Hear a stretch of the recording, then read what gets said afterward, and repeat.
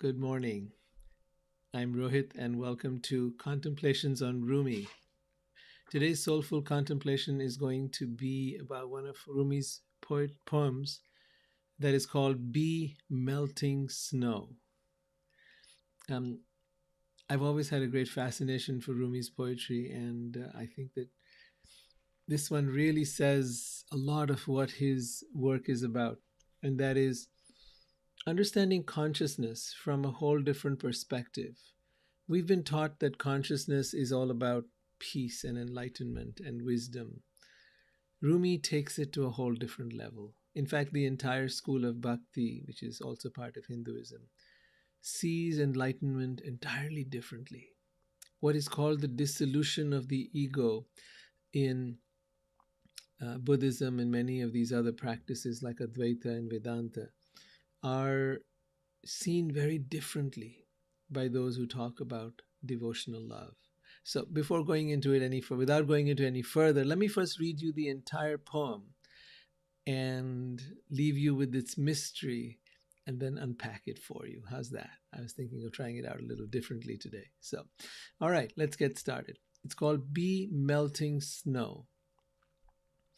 Totally conscious and a purpose of nothing, you come to see me.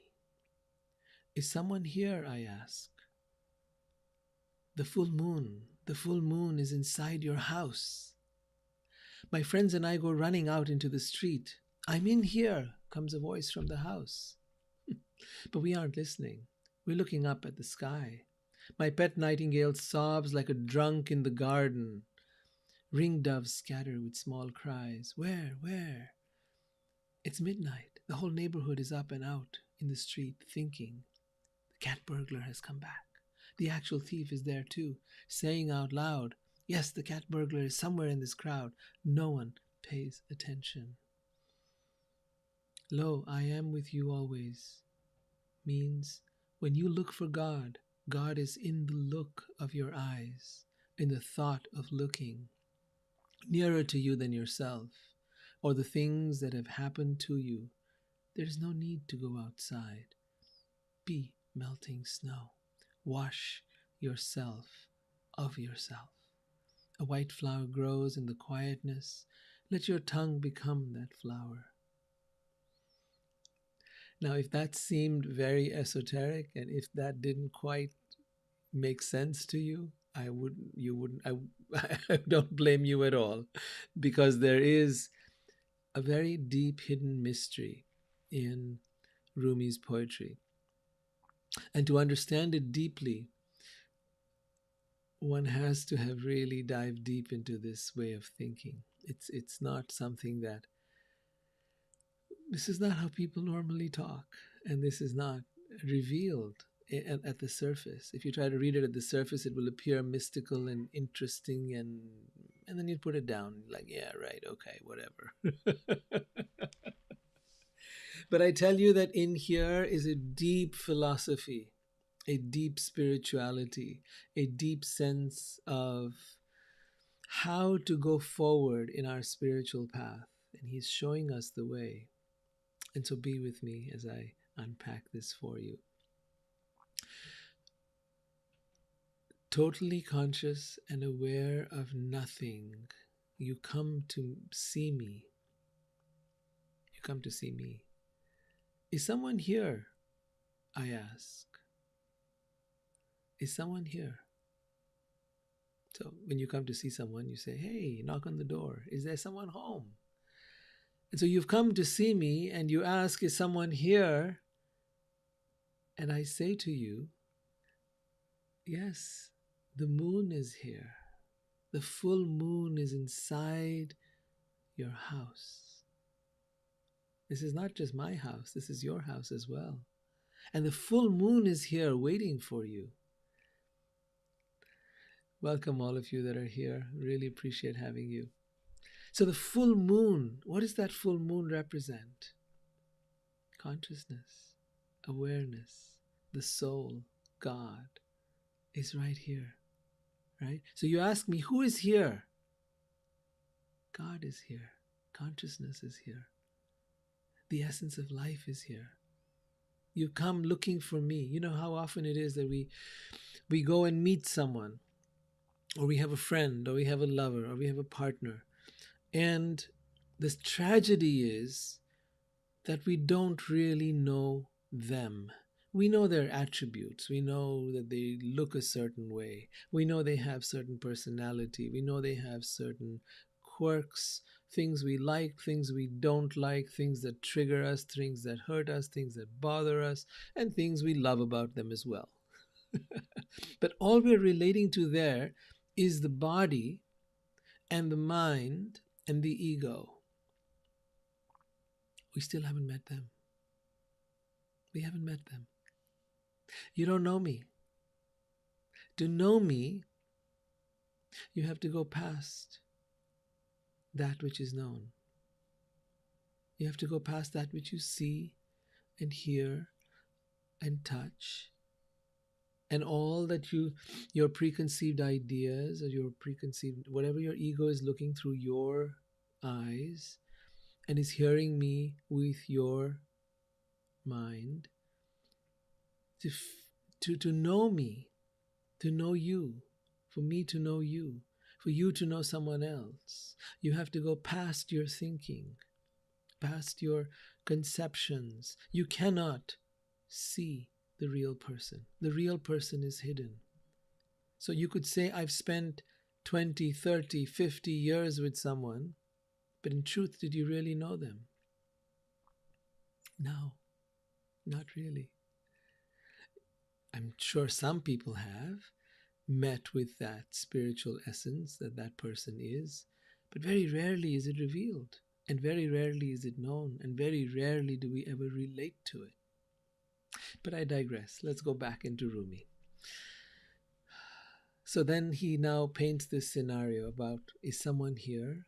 I ask. The moon, the full moon is inside your house, he says. And then he continues, my friends and I go running out into the street. I'm in here, comes a voice from the house. I'm in here, not out there. I'm not out there. You're looking for me everywhere. You're looking for me in the world. You're looking for me everywhere, but I'm in here. I've always been here. I'm in here, comes a voice from the house, but we aren't listening. We're looking up at the sky. We're looking for God in the sky.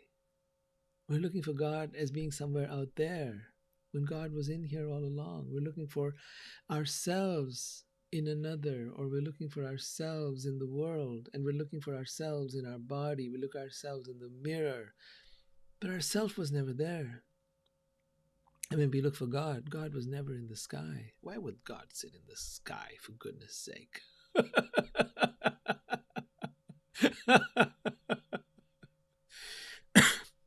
We're looking up at the sky, Rumi says. My pet nightingale sobs like a drunk in the garden.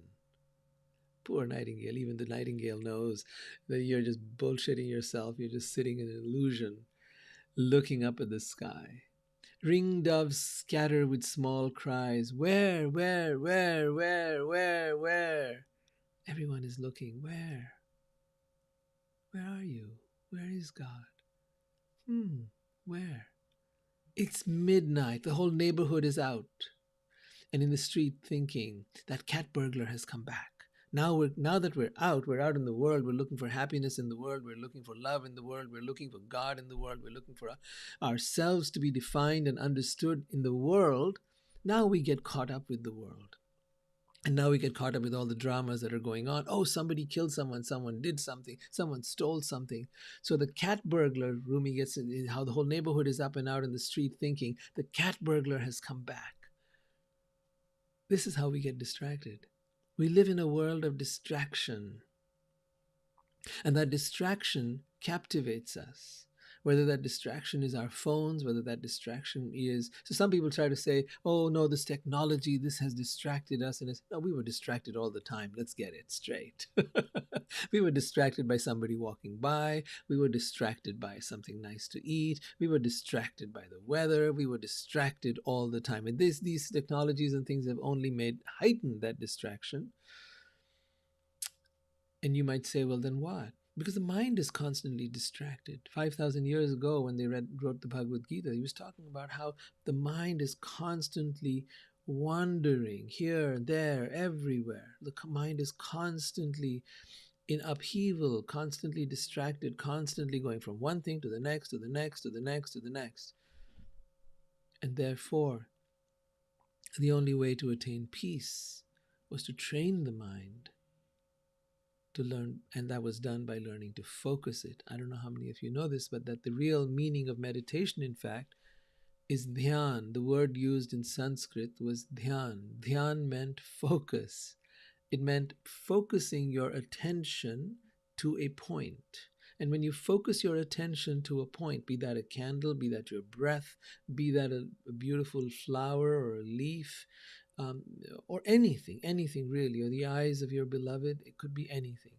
But wherever you focus your attention, and if you focus it deeply, you will go past that which you see. You will go past that which you hear. If you're listening to music and you listen intently to the sounds of that music, you will go past that. And as you go past that, you will discover another realm, a realm that is beyond this world, a realm. And then I used to do that, and I would think, oh, I love music, oh, I love food, or I love this or that, or I love you, or I love this person, or whatever. It wasn't that. It was that this intense attention and this focus on something or someone transports you into another world, another dimension. And that other dimension can be referred to as the energy of the divine or God. So, anyways, here we are, all distracted by the world, and so the whole neighborhood is out. And Rumi says they're saying the cat burglar has come back. This is distraction at play. The actual thief is there too, saying out loud. The thief, the cat burglar himself, is right there amongst the crowd, saying, "Yeah, the cat burglar has come. Yes, the cat burglar is somewhere in the crowd." So now the thief is creating a distraction further. No one pays attention. No one pays attention. No one knows what's really going on. Then Rumi continues, "Lo, I am with you always," means when you look for God, God is in the look of your eyes. When you look for God, God is in the look of your eyes. So when you ask yourself, who's doing the looking? Who's looking for God? Who is it that actually looks? When you look, that looking is done by the light entering your eyes, hitting the back of the retina, and then sending electrical impulses into the brain. So that's not the looking. Who's actually looking? Because in fact, you have a body, you have eyes. Who's the you that has the eyes? And who's the you that's doing the looking? That you, that observer, that part of you that is behind this mechanism, body-mind mechanism, this body-mind organism that you live in, that one is doing the looking. And behind that one, that particle of the divine, that soul as we call it, behind that one is the source of it all, God. God is in the look of your eyes.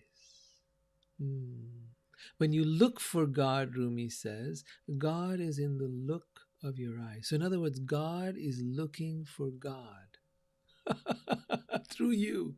And you are the medium for that. You are that via medium through which God is looking for God. It's fabulous, isn't it? And then he says, when you look for God, God is in the look of your eyes and in the thought of looking nearer to you than yourself. In the thought of looking, even the very thought of looking, that is God.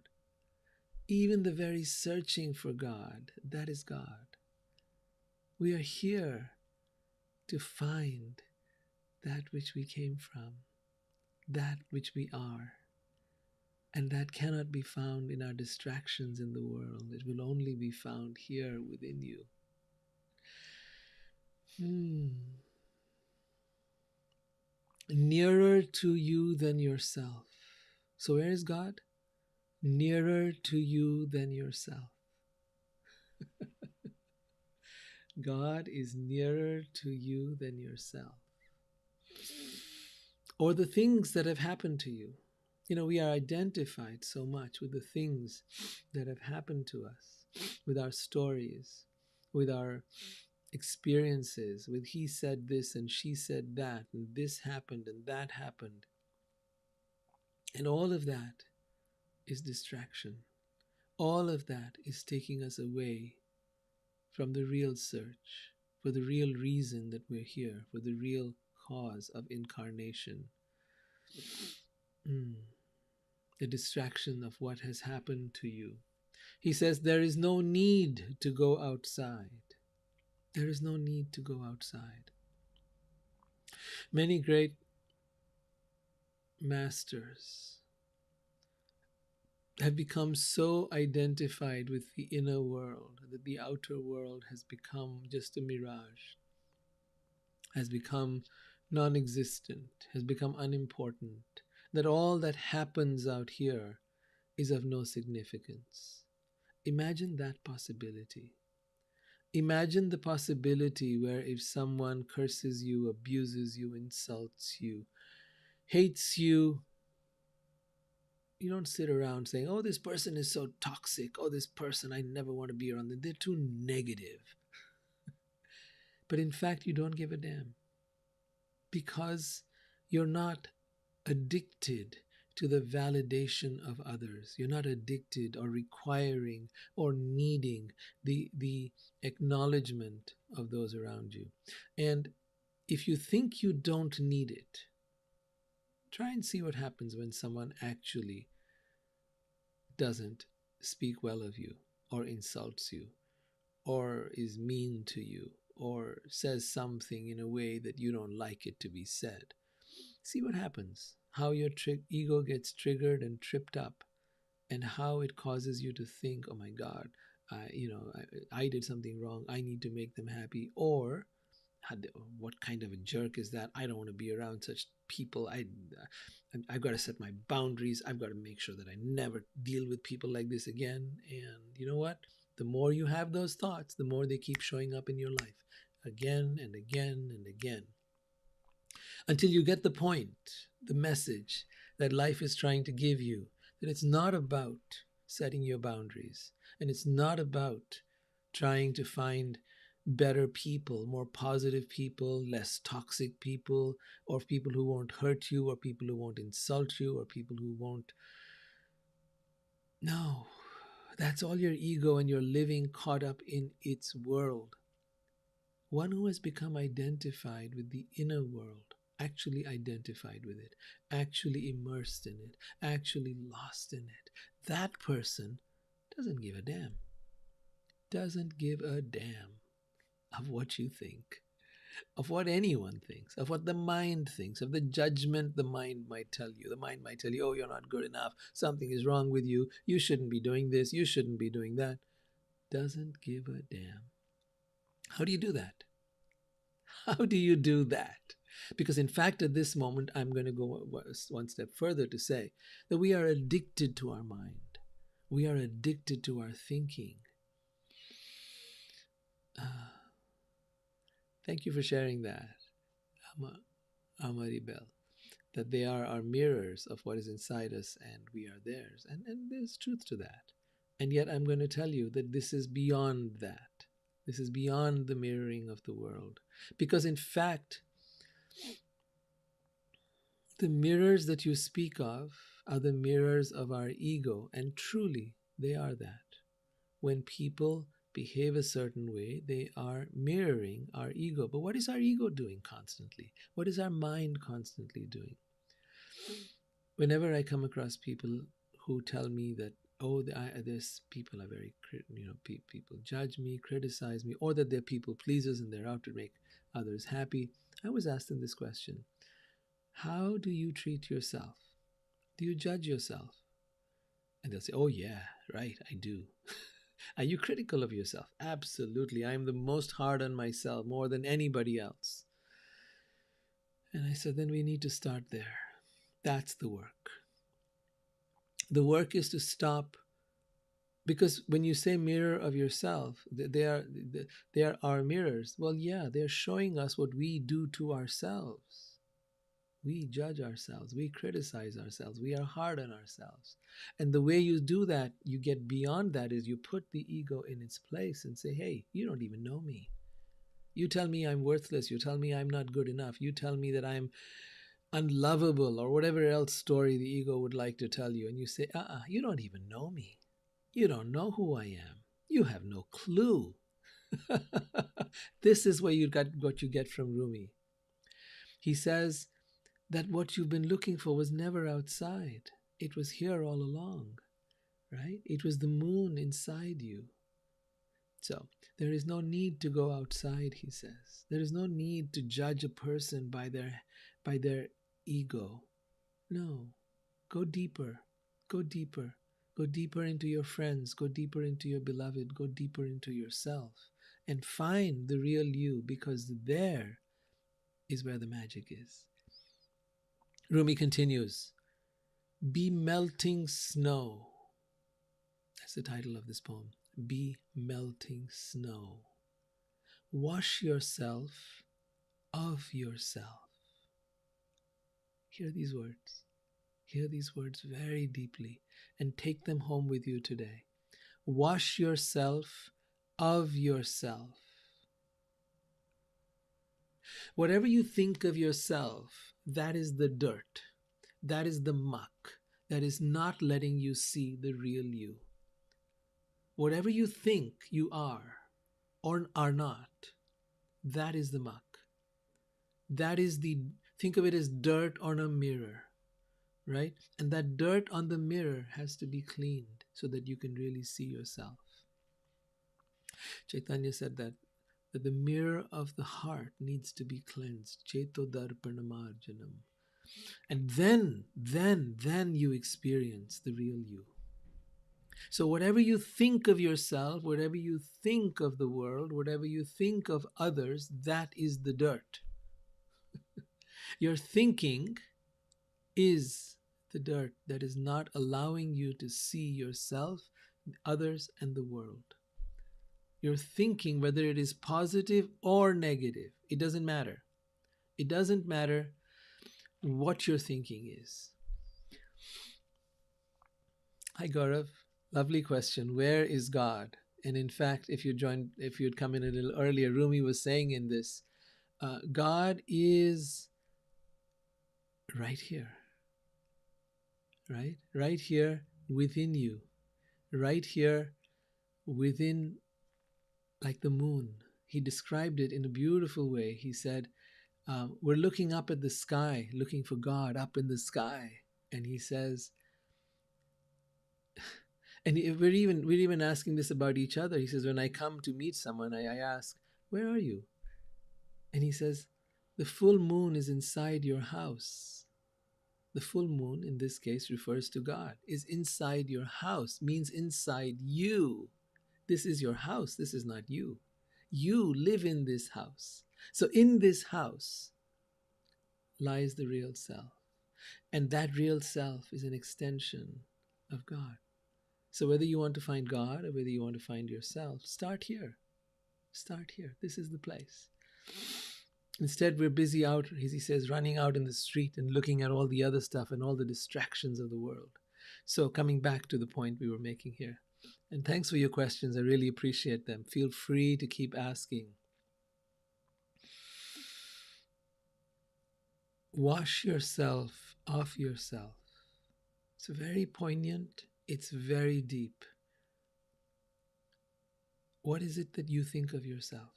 Everything you think of yourself, good or bad. Whether you think you're a wonderful person or whether you think you're a horrible person. Whether you think somebody else is good or you think someone else is bad. These are all the dualities of the mind. Wherever you find duality, there is the mind and the ego. The mind is constantly converting the world into duality. It's interpreting the world and then placing it into boxes of I like, I dislike. Think of computer language, right? Binary code, ones and zeros. So the ones could be considered the things you like, and the zeros could be the things you dislike.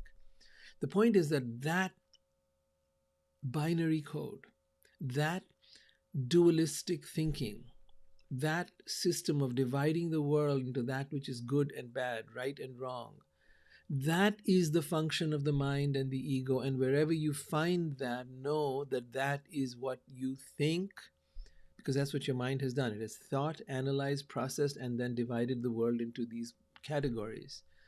And what Rumi is saying here is wash yourself of yourself. In other words, cleanse yourself of all this thinking, of all this analysis, of all this interpretation, of all this right and wrong. And there was another poem of his where he says, beyond this world of right and wrong lies a field. Meet me there. So he says, if you really want to meet me, go beyond your thinking of right and wrong and come meet me in that field that is beyond right and wrong. There you will meet the real me. Right now you are looking at my shadow. You are not looking at me. If you want to meet me, then go beyond the world of right and wrong, and you will meet me there. So that's where this fits in. Wash yourself of yourself.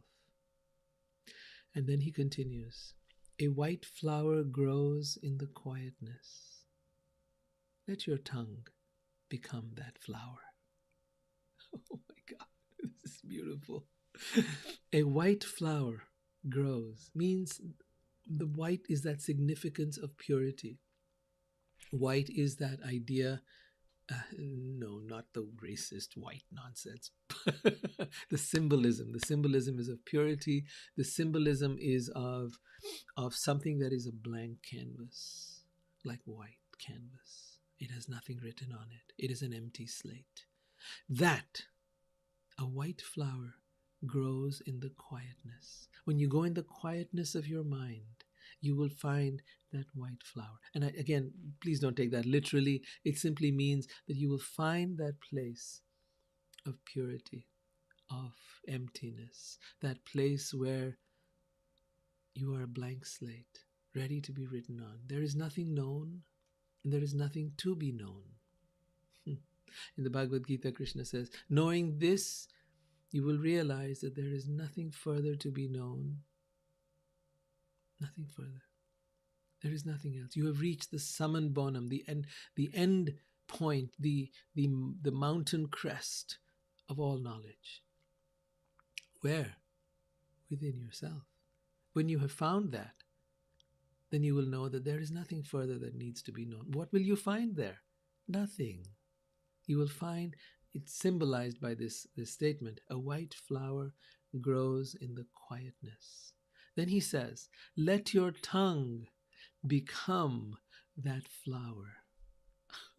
So in other words, then once you have found that, what are you supposed to do? Let your tongue become that flower. In other words, express that divine presence within yourself to the world. Let your tongue express the beauty of that which is within you. The moon, different analogies have been used, the white flower. But that which you find within the quietness of your being, express it to the world. And yes, it is true, the world will think you a madman. I don't have millions of people coming to this. Why? Because this is not where the world is at.